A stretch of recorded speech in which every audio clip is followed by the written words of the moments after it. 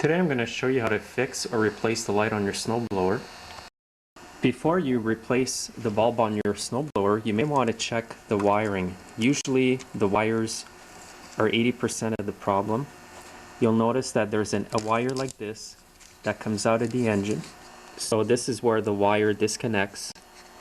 That goes to the power in the blower for the light. Just a little white plug like that. Examine that, make sure that's in good shape. You could also use a tester when the blower is running and have it on a low setting for wattage and read the watts coming out to this wire here. Then you'll know if it's a wire problem or if it's inside the engine. This wire here, which comes out of the engine, is hooked up to a stator inside the flywheel. It comes out, it works its way up on the handlebars right up to the light bulb or the headlight. So examine the wires very carefully.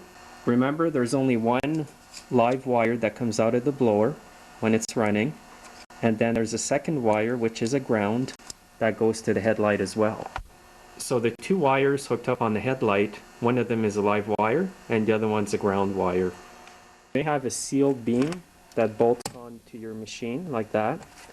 Usually the way to repair this one is to replace the whole light or the seal beam if you're able to. On this style of light, which is on the Craftsman, you would take off the two screws underneath here, remove the cover like this, then remove the headlight, and at the back here is where the bulb is. You would simply turn counterclockwise, remove the bulb. Do not touch this bulb with your fingers, especially when it's a new bulb. And then you would proceed to unplug it from here. There's just simply two clips that you pull and the bulb comes off. Then you put back your new bulb on and just retrace your steps and put it back like that. Reinsert it, put the cover back on,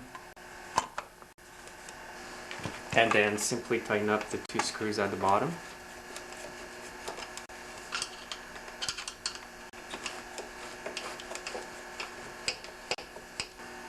You can adjust the pitch of your light by loosening this bolt here and then just swinging it back and forth, whichever you prefer, and then just retighten up the bolt.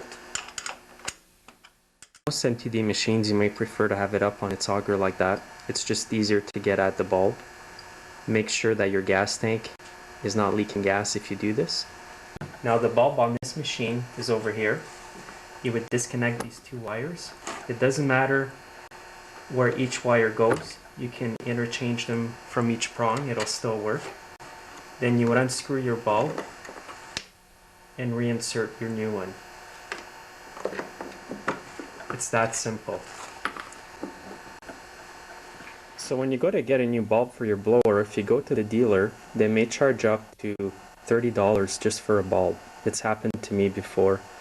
But what I found out is that these bulbs here from Sylvania, number 889, 880, number 890, they all work on the MTD snowblowers and most NOMA snowblowers.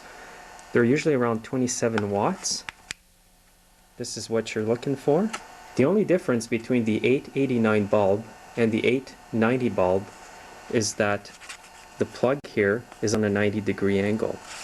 If you notice on the snowblower, they're on a vertical angle or straight angle, so it doesn't really make much difference. I paid under $10 for these bulbs, so to me it's well worth it, and they work good. So it's just a tip to try to save you a bit of